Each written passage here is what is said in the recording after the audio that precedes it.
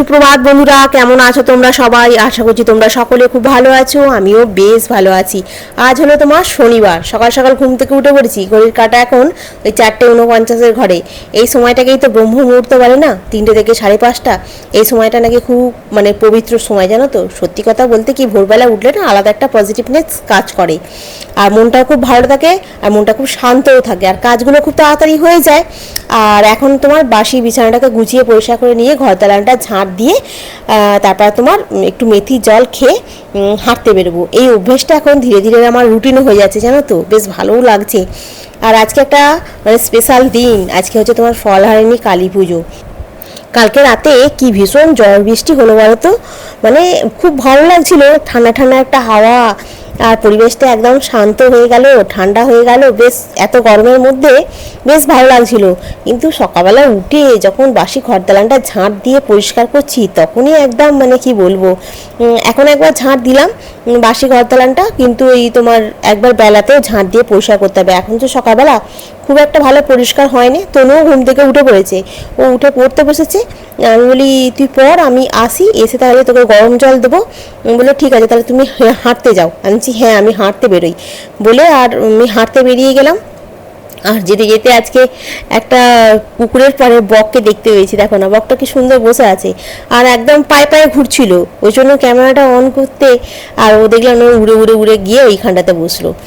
আর আজকে ফলহারিণী অমাবস্যা পুজো আমি ভুলে গেছিলাম, জানো তো। এই প্যান্ডেলটা দেখে মনে পড়ে গেল আজকে তো তোমার কালী পুজো।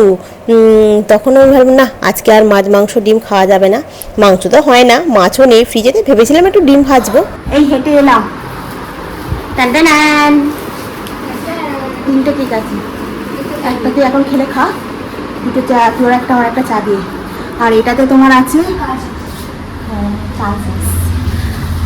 আগে গোপালকে দেবো, নতুন ফল তো, দিয়ে তারপরে আমরা খাবো। ঘরে ভেঙে গেছি একদম। এবারে গরমটা ছাড়ি, আর হাত পা ধুই, গা হাত পা ধুয়ে তারপর তোমার গোপালকে তুলে দিয়ে তারপর চা বসাবো। সকালবেলা তো বিছানাটা পরিষ্কার করে গেছি বলে বেশ পরিষ্কার পরিষ্কার লাগছে, তো বেশ মনটা খুব খুশি খুশি লাগছে। রোদ্দুর উঠে গেল, দেখো এখন ঘড়ির কাঁটা ওই 5:40-45 হচ্ছে মাত্র। তাই দেখো বিছানার মধ্যে রোদ্দুর পড়ে গেল। এটা শীতকাল হলে কিন্তু পড়বে না, শীতকালে রোদ্দুর দরকার তো পড়ে না, কিন্তু গ্রীষ্মকালে দরকার নেই, ও পড়ে আছে। খাট ফাট সব রোদ্দুরে ভর্তি। আর একটু পরে পুরো বিছানা রোদ্দুর হয়ে যাবে, জানলা দিয়ে দিতে। আর এই ঠাকুরের জায়গাটা পরিষ্কার করে মুছে নিলাম, নিয়ে গোপালকে তুলে আর গোপালকে বসিয়ে দিয়ে, আর এখন আমি চলে এসেছি তোমার এই গাছে এখন জল দিতে। গাছে জল দিতে বলতে এখন তুলসী গাছে খালি একটু জল দিই সকালবেলা। তুলসী গাছে জল দিতে খুব ভালো লাগে, আর সকাল সকালে একটু তুলসী গাছে জল দেওয়াও খুব ভালো। আমি তো এতদিন কি বলবো, তুলসী গাছটা যতবারই লাগিয়েছি ততবারই মরে যেত। এই ফার্স্ট টাইম আমার তুলসী গাছটা বেঁচে গেছে, জানো তো। এই জন্য আমার মনটাও খুব খুশি।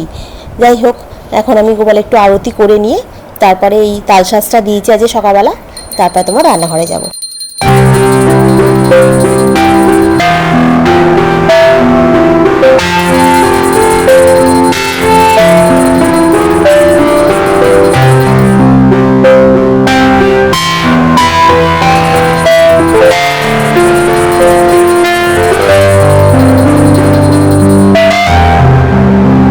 যখন গোপালের কাছে পুজো দিতে বসি না, ওই সময়টা খুব ভালো লাগে, জানো তো। খুব শান্তি লাগে ঠাকুরের সামনেটা বসলে। আর এই তারপরে রান্নাঘরে চলে এলাম, চা বসিয়ে দিয়েছি, তার সাথে ভাতটাকেও বসিয়ে দিলাম। চা খেয়ে তারপরে তোমার আনাজটা কাটবো। ভাবছি আজকে নিরামিষ রান্না করব। প্রথমে ভুলে গিয়েছিলাম, আজকে ভেবেছিলাম একটু ডিম ভাজা করব। তারপরে হাঁটতে গিয়ে প্যান্ডেল দেখে মনে পড়ে গেছে যে আজকে কালী পুজো আছে, তাই ভাবলাম একদম নিরামিষ করব। আর আজকে তোমার যে আনাজটা কাটছি, লাউ দিয়ে ডাল করবো বলে, লাউয়ের আবার সামনের দিকটা একটু ছেয়ে দিয়ে নিতে হয়, জানো তো, দিয়ে মধ্যখান থেকে কাটতে হয়। আর লাউটা খুব কচি, কারণ লাউ তো বলি হয়, তাই মিডিল থেকে লাউ কাটতে নেই। যেমন লাউ, চাল কুমড়ো, এগুলো নাকি মিডিল থেকে কাটতে নেই, কারণ যেহেতু বলি হয় বলে। ওই মুখের সামনেটা একটু ছেয়ে দিয়ে নিয়ে তারপর তুমি মিডিল থেকে কাটতে পারো। এটা আমি জানতাম না, এটাও সব শিখেছি আর কি আস্তে আস্তে থেকে থেকে। হ্যাঁ, আর আজকে সঙ্গে হবে তোমার পটল ভাজা। পটলগুলো কি বড় বড় গো। আর আজকে বাজারে যখন আমি তালশাঁস আনতে গেছি না, ওখানে জিজ্ঞাসা করছে একজন, পাশে নিচ্ছে তোমার টমেটো, বলছে নাকি 70 টাকা কিলো, 535 টাকা। আমি তো আগের সপ্তাহে নিয়ে এসেছি, এতটা দাম নেয় না গো। বাবা, কি আনাজের দাম বেড়ে যাচ্ছে গো। একটু বেলার দিকে গেলে আনাজ একটু সুবিধা হয়, কিন্তু মানে ফ্রেশ পাওয়া যায় না, একটু শুকনো মতো হয়। কিন্তু কালকে যে আমি আনাজগুলো নিয়ে এসেছি, ওই আনাজগুলো একদম পরিষ্কার, বেশ টাটকা আনাজ, জানো তো। আর আমার টাটকা আনাজ বেশ খেতেও খুব ভালো লাগে। আর এখন আমি মুগের ডালটা সেদ্ধ দিয়ে চলে গেছিলাম তোমার চা খেতে, এসে মুগের ডালটা সেদ্ধ আর একটু হালকা হয়ে গেছিলো বলে, আর লাউটা তার মধ্যে কেটে আর ধুয়ে দিয়ে গেছিলাম। লাউ আর ডাল ভালো সেদ্ধ হয়ে গেছে, এখন বেগুন আর পটলটাকে ভাজতে দিয়ে দিলাম। আর আজকে মুগের ডাল করছি তো লাউ দিয়ে, কি ভালো খেতে হয়েছিল মুগের ডালটা। আর একটু ঘন ঘন করে করছি, ডাল না আমাদের বড্ড থেকে যায় জানো তো, ওই জন্য খুব বেশি করবো না, অল্প করেই করছি, একটু ঘন ঘন মতো করে, বেশ ভালো লাগে। আর মুগের ডালে একটুখানি দেখবে ঘি, একটু গরম মশলা আর দিলে না বেশ ভালো লাগে। আর কি বলি করে বলো তো, আমি ফোড়নেতে একটুখানি জিরের সাথে একটু হিংও ফোড়ন দিই, খুব সুন্দর হয় ওই জন্য খেতে। তো যাই হোক, আমার ডাল হয়ে গেছে, বেগুন ভাজা হয়ে গেছে, পটল ভাজা হয়ে গেছে। আর আজকে একটু আলু পোস্ত করব, আলু পোস্ত হবে আর রুটি হবে, কারণ তোর টিফিনে নিয়ে যাবে। আর রান্নায় আর কিছু হবে না। বেলার দিকে ভাবছি একটুখানি মাছ নিয়ে আসবো, বেলা বলতে খুব বেলা না, ওই 9টা সাড়ে 9টার দিক করে যাবো, একটুখানি মাছ নিয়ে আসবো। কালকে তো তোমার আবার রবিবার, জানো তো, মানে আগে থেকে একটুখানি গুছিয়ে রাখলে বেশ ভালো হয়, নাহলে নিচে না প্রচণ্ড ভিড় হয়ে থাকে, তো আর যেতে ভালো লাগে না আমার আবার। আর এই এখন টিফিনটা নিয়ে বসলাম, রুটি, বেগুন ভাজাটা তো অর্ধেক খেয়ে গেছে, আর অর্ধেকটা ছিল, আর পটল ভাজা দিয়ে বেশ রুটি খেতে আমার খুব ভালো লাগে। আর এই খেয়েই আমি গেছিলাম তোমার মাছ আনতে। মাছের মধ্যে আজকে নিয়ে এসেছি তোমার একটু চিংড়ি মাছ নিয়ে এসেছি, আর একটুখানি তোমার পোনা মাছ নিয়ে এসেছি। আগে থেকে সব গুছিয়ে রাখলে পরের দিনের কাজটা অনেকটা সহজ হয়ে যায়। আর মাছটা ভালো করে ধুয়ে তোমার ফ্রিজে রাখবো। আর চিংড়ি মাছটা তো তোমার একটুখানি পরিষ্কার করে রাখতে হবে না, ওই সুয়ো টুয়োগুলো ফেলে, দাঁড় ফাড়গুলো কেটে। আর চিংড়ি মাছের আমি আবার পুরো বডিটাকে ছাড়াই না, ওই খাওয়ার সময় আমরা ছাড়িয়ে খাই, জানো তো। নাহলে চিংড়ি মাছগুলো কী বলতো, যত বড়ই হোক না কেন, সে গুটিয়ে মতো যায়। আর আজকে চিংড়ি মাছগুলো বড়ও পেয়েছি, আর দামে একটু সুবিধা হয়েছে। তোমার 30 টাকা করে শ নিয়েছে, জানো তো। আর এই চিংড়ি মাছই তুমি রবিবারে কিনতে গেলে প্রায় 50 টাকা 60 টাকা শ নেয়। ওই জন্য আমি একটুখানি আগের দিনকে কিনে রাখলে কী বলতো, মাছটা একটু সুবিধার হয়।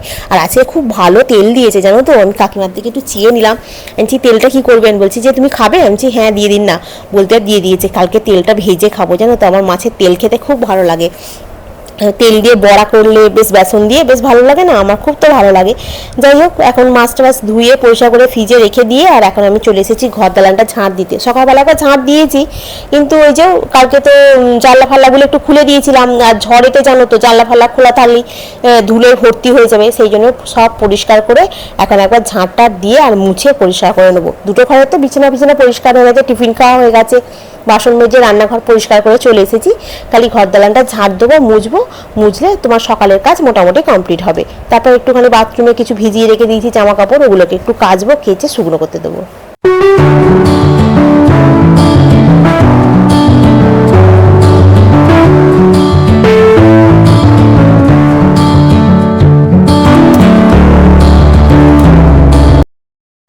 ষোলো বছরের সংসার জীবনটা ছেড়ে আসতে তোমার কষ্ট হয়নি? না গো, একদম হয়নি। কারণ তখন আমার জীবনটা এমন একটা জায়গায় পৌঁছে গেছিলো, যেটা সংসার না বলে নরক বলাটাই একদম ঠিক। আজকে সবাই বলে ঠিক করেছিস, ওখানে থাকলে তনু মানুষই হতো না। কিন্তু এই জায়গায় আসতে কতটা লড়াই করতে হয়েছে সেটা একমাত্র আমিই জানি। আমি একা লড়েছি, কেউ পাশে ছিল না, একদম কেউ না। সবচাইতে বেশি কষ্টের ছিল যখন তনুর স্কুলে গিয়ে আমার নামে নানান কথা বলতো আমি নাকি ওকে ঠিকমতো যত্ন করি না, খেতে দিই না। এমনকি মানে টিউশন যে মাস্টারগুলো আছে তাদের সামনেও বলতো, জানো তো।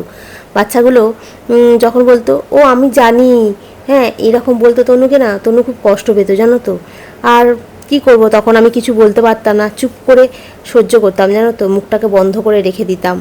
ভাবতে পারো, একটা ছোট মেয়ে সবার সামনে নিজের মায়ের সম্পর্কে এইসব কথা শুনছে, কতটা খারাপ লাগছে বলো তো তার। আর তনু কী করতো, বাড়িতে এসে আমাকে সব বলে দিত, আর আমি চুপচাপ শুনতাম, কারণ আমি জানতাম সত্যটা একদিন ঠিক সবার সামনে আসবে। আজ এতদিন পর দাঁড়িয়ে মানে পিছনের দিকে তাকালে শুধু একটা কথাই মনে হয়, আমি হার মানিনি, নিজের জন্যও না, আর নিজের মেয়ের ভবিষ্যতের জন্যও না। সেদিনকে ইসিতা বলছিলে যে তনু মাধ্যমিকে আর উচ্চ মাধ্যমিকে কোন ডিভিশন পেয়েছে। তনু তো মাধ্যমিক উচ্চ মাধ্যমিকে ফার্স্ট ডিভিশন, আর তোমার এখন তো ওদের তো নেই, ওদের গ্রেড সিস্টেম হয়ে গেছে। যাই হোক, আর মাধ্যমিকের সময় তখন খুব ঝগড়া অশান্তি হয়েছিল, জানো তো। আমি তো মহালয়ার দিনকে আমি বেরিয়ে চলে এসেছিলাম, সে বছর তনু মাধ্যমিক দিচ্ছে। হ্যাঁ, তো অনেকেই বলেছিল, মানে তনুর অনেক বন্ধুর মায়েরাই বলেছিল দেখো তোমার মেয়ে কিরাম কি রেজাল্ট করে। অনেকে বলেছিল আবার পাস করবে কিনা সেটাই সন্দেহ, থার্ড ডিভিশন পায় কিনা, আবার তোমার ভালো করে নাম্বার, যাই হোক বলেছিল, সেই কথাগুলো তো আমার মনে আছে এখনও। আর তনু মাধ্যমিকে পেয়েছিল 534, আর তোমার উচ্চ মাধ্যমিকে আউটস্ট্যান্ডিং করেছিল, মানে প্রত্যেকটা সাবজেক্টেই প্রায় 90-এর উপরে, আর কষ্টে পেয়ে গেছিলো 100।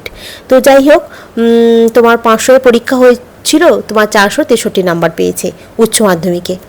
আর গ্র্যাজুয়েশনের রেজাল্টটা তো তোমরা সবাই জানো, হ্যাঁ, সেটা আর আলাদা করে বলার নেই। আর তনুর রেজাল্ট আমার কাছে আছে, তোমরা যদি দেখতে চাও আমি দেখাতে পারি, কোনো অসুবিধা নেই। আর এই সব কিছু পিছনে যার কথা একদম না বললে নয়, সেটা হচ্ছে আমার বোন, মানে বুলুর কথা বলছি। মানে ও হচ্ছে আমার কাছে ভগবানের মতো, জানো তো, মানে বলে না যার কেউ নেই তার মাথার উপরে ভগবান থাকে, ও হচ্ছে ঠিক সেইটাই। মানে ও যদি না আমার পাশে দাঁড়াতো আমি হয়তো আজকে অনেকটা তলায় তলিয়ে যেতাম, জানো তো, ও দাঁড়িয়ে ছিল বলে আজকে আমি অনেকটা উঠে দাঁড়াতে পেরেছি। বসবো, 2টো বাজতে যাচ্ছে, 2টো বাজতে 10 মিনিট বাকি আছে। পাঁপড়গুলো এই এক হাতে ভেজেছি তো ওই জন্য একটু এরকম হয়েছে, কারণ এটা ফোলেনি এই কারণেই, আমি এটা ফ্রিজে রাখা ছিল, ফ্রিজ থেকে অনেকক্ষণ বার করে রেখে তারপরে তোমার ফায়ারে দিলে কি হলো ভালো ফুলতো, কিন্তু ডাইরেক্ট তারপরে তাড়াতাড়ি করে ঢুকিয়ে দিয়েছি তো খুব একটা ভালো ফোলেনি, কিন্তু খেতে ভালো হয়েছে, মানে পাঁপড়গুলো প্রপার হয়েছে, মানে ফ্রাই হয়েছে। তো চলো এখন খেয়ে নিই। লাউ দিয়ে ডাল খেতে আমার খুব ভালো লাগে, আগে খেতাম না, এখন করতে করতে শিখে গেছি, খেতেও শিখে গেছি, সবই শিখে গেছি, তো নুক হয়ে গেল।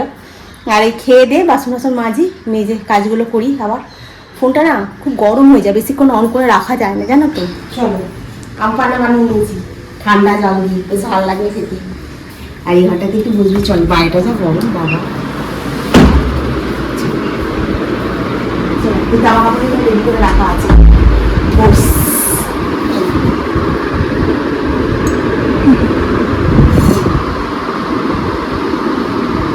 বাহ,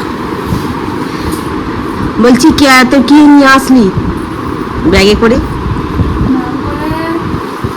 ওরে পাঁপড় ভাজা, এটা কি পাঁপড়? সবাই খায়। হ্যাঁ, আর দিল খুশ। হ্যাঁ, চা করি, হ্যাঁ একটুখানি বস, চা করি তারপরে খাবো। হ্যাঁ কেন, ওটা নিমকির মতো তো লাগবে, কেমন খেতে এটা?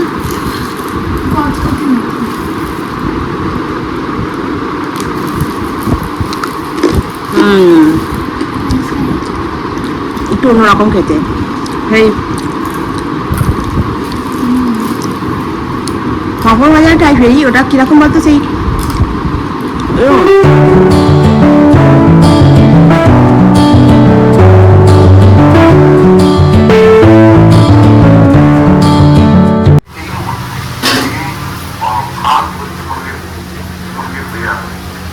আলু তরকারি হয়ে গেল এখানে। সন্ধ্যাবেলা চা ফা খেলাম, খেয়ে আর বসেছিলাম, কোনো রান্না করতে হবে না তো গরম হতে। শশা একটু গাজর কেটে নিয়েছি, এখানে আলু তরকারি হয়ে গেছে, ঢালবো দিয়ে মুড়ি খাবো। আর সন্ধ্যাবেলা ওই কুকুরে মুকুরে এইসবগুলো খেয়েছি তো চাপা দিয়ে, পেটটা ভার হয়ে আছে, খেতে ইচ্ছা করছিল না। তো কী করবো রে, বলছি যে মুড়ি করে দাও, আলু তরকারি দিয়ে খাওয়া হয়ে যাবে। ঠিক আছে। আর দেখো কালকে কত বৃষ্টি হলো, হাঁ করে বসে রইলো, রুটিটা করে যে চিলি চিকেনটা দিয়ে খাবো। ও বাবা, এমন বৃষ্টি হলো আমার চিলি চিকেন খাওয়া হলো না। আর আজকে দেখো বৃষ্টি বৃষ্টি কিছু নেই, ওই জন্যই বলে কপালে থাকতাম। কি বলবো, আর লাস্টে মিষ্টি দিয়ে, বন্ধুদের জন্য মিষ্টি নিয়ে এসেছিলাম, ওই মিষ্টি দিয়ে আর একটুখানি ঘুগনি রেখে দিয়েছিলাম, আর একটা আলু রেখে দিয়েছিলাম, সেটা দিয়েই মিষ্টি দিয়ে রুটিটা খেলাম। কালকে অন্যদিন আমি একটা রুটি খাই, কালকে আমি চিলি চিকেন দিয়ে খাবো বলে 2টো রুটি করেছিলাম। যাকে আর কি বলবো, আজ করে দিতে আসছিল সকালবেলা, আজকে ফলারিনি একাদশী বলে, একাদশী বলে অমাবস্যা বলে, আর পুজো আছে আমাদের এখানে সকালবেলা, দেখে এসেছি যেহেতু প্যান্ডেলটা, সেই জন্য আমি এখন বারণ করে দিলাম, তোকে পাঠাতে হবে না, কারণ আজকে আমি নিরামিষ খাবো। আর কালকে রবিবার, কালকে তো তনু ঘরে আছে, মাছ ফাছ এটা ওটা রান্না হবে, আর তনু চিকেন খায় না। এবার চিকেন রান্না হলে কি হয়, তো ও না থাকলে চিকেন খেয়ে নিলাম তো একরকম, ও থাকাকালীন চিকেনটা করলে না ও একটুখানি গা ঘিন ঘিন করে, তো সেই জন্য আমি বললাম দিতে হবে না তোদেরকে, তুই অন্যদিন যখন করবি তখন খাওয়াবি এখন বলে, আর পাঠাতে বারণ করলাম। তো চলো, হ্যাঁ আর কোনো কাজ নেই। এই খাওয়ার পরে দু একটা বাসন আছে, সেগুলোই মাজবো। আর এখানে দু একটা জামা কাপড় শুকনো হয়ে গেছে, তুলেছি। আর কিছু জামা কাপড় বিকালবেলাটা একটু কালো মতো হয়ে এলো, যখন তনু আসছে বলে বৃষ্টি হবে, আর সেগুলো সব এখানে করে রেখেছি, স্ট্যান্ডের মধ্যে দিয়ে রেখেছি। তাহলে বৃষ্টি যদি আসে তাহলে স্ট্যান্ডটাকে ঘরে ঘরে তুলে দেবো। ওগুলো শুকনো হয়েছে, খুব একটা ভালো হয়নি। আর আর কোনো কাজ নেই। এবার তনু ঘরে পড়ছে, এবার খাবো দাবো, বসে একটু এডিট করবো, করলে হয়ে যাবে। সন্ধ্যেবেলা চা খাওয়ার পর থেকে বসেই ছিলাম, আর কোনো কাজই করছিলাম না। তো যাই হোক, চলো বন্ধুরা আজকে রাখি, কালকে আবার তোমাদের সঙ্গে দেখা হবে।